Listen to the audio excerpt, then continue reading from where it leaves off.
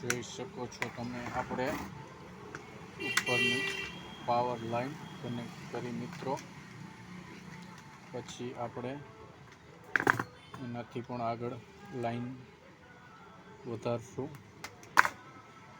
ખાસ વાયર કાઢવાની આ રીત છે મિત્રો. આને ફ્લેક્સિબલ વાયર હોય ઝીણા ઝીણા, એટલે આને ફૂલ આટી મારી દેવાની, ફૂલ આટી લગાવી અને આને બેન્ડ કરવો આ રીતે, જેથી કરીને કોઈ પણ પ્રકારનું સ્પાર્કિંગ ન થાય અને એક તાર બીજા તારને ઝીણા ઝીણા અડે નહીં. હવે આ સ્વિચને તમે જોઈ લો મિત્રો, અને અહીંથી કનેક્ટ આપણે આગળ વધારશું. હવે આ 6 એમ્પિયરમાંથી સીધું જશે 16 એમ્પિયર. આ આપણી 16 એમ્પિયરની સ્વિચ છે. હવે આપણે આ કનેક્શન આપણું અહીંયા સુધી પહોંચાડશું મિત્રો.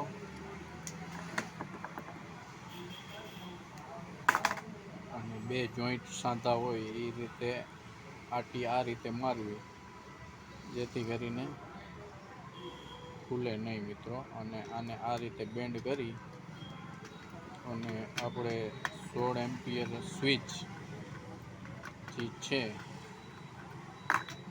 એની નીચેની સાઈડમાં આપણે આને લગાવશું મિત્રો. તમે જોઈ લો,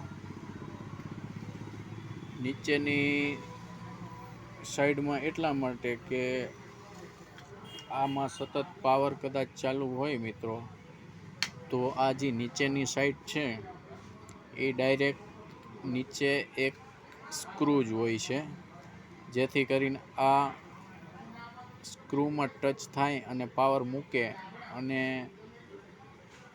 આગળને નુકસાન ન કરે. ને જે આપણે આ વચ્ચેની હોય છે ઉપરની, આની નીચે એક સ્પ્રિંગ હોય છે મિત્રો. શાપ આપણે ચાલુ બંધ કરી ઓન ઓફ કરી, એ સ્પ્રિંગના કારણે ઉપર ઓન અને ઓફ ખેંચાય છે, એ સ્પ્રિંગના કારણે. તો જો આપણે આમાં કનેક્શન દેશું તો આ પાવર સપ્લાય સતત ચાલુ હોય, એના કારણે આમાં જે સ્વિચમાં આપણે સ્પ્રિંગ હોય છે એ અમુક ટાઈમ વધારે પાવર હોવાથી ગરમ થાય છે. તો એ ગરમ થવાના કારણે એ પ્લાસ્ટિકના સોકેટમાં લાગેલી હોય છે, તો જલ્દી ઓગળે છે મિત્રો. અને અહીંયા કનેક્શન દેવાથી આ લોંગ ટાઈમ ચાલશે, તમે જોઈ શકો છો. પછી આપણે આને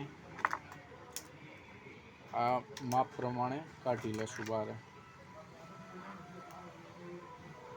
ફરીથી આપણે બંને સાઈડના છેડા કાઢી લેશું મિત્રો. અને આને બરોબર આટી લગાવી